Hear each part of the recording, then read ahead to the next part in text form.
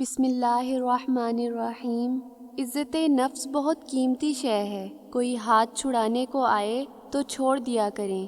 ان عقل مندوں سے دوری اچھی جو آپ کو بے وقوف سمجھتے ہیں۔ اگر سجدہ نہ ہوتا تو ہم ان تمام دکھوں کی وجہ سے مر جاتے جنہیں ہم اللہ کے سوا کسی سے نہیں کہہ سکتے۔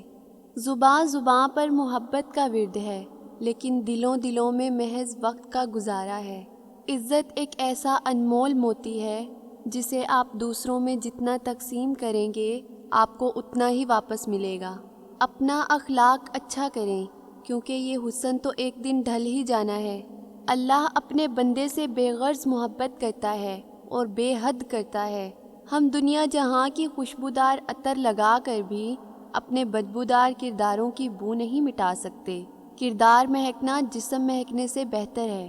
زندگی گزارنا نہیں، جینا سیکھیں۔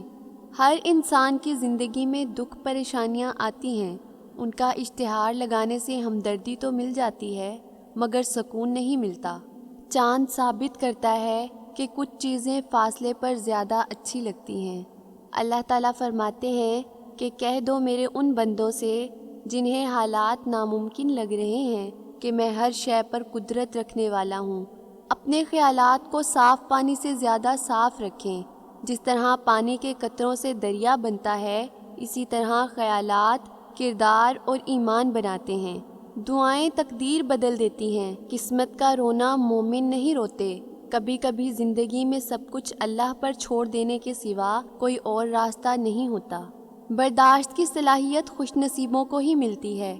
اخلاق کا حسن جب انسان میں آ جائے وہ خالق اور مخلوق دونوں کا محبوب ہو جاتا ہے۔ تعلقات کی بنیاد احساس ہے، اور احساس ہمیشہ وہی کرتا ہے جو خود غرض نہیں ہوتا۔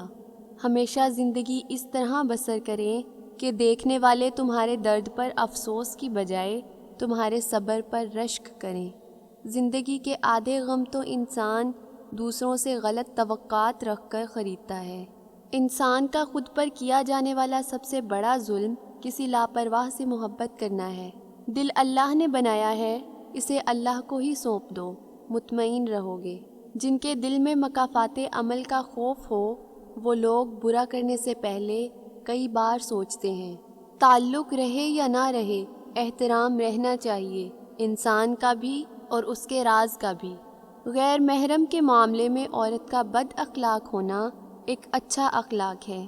ضمیر انسان کے اندر اللہ کی بہت دھیمی مگر واضح آواز ہے۔ وقت بیت جانے کے بعد جو قدر کی جائے پھر وہ قدر نہیں، افسوس ہوتا ہے۔ وقت گزر جاتا ہے اور وقت کے ہاتھوں اپنوں سے جو اذیت ملتی ہے وہ کبھی نہیں بھولی جا سکتی۔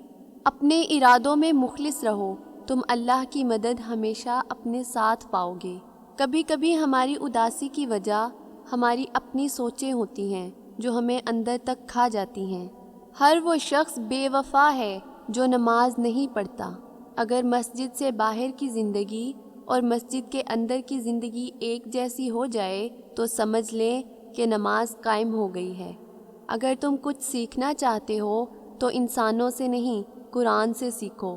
انسان دو صورتوں میں بدلتا ہے، پہلا اس کا شور بڑھ جائے، دوسرا اس کا دل ٹوٹ جائے۔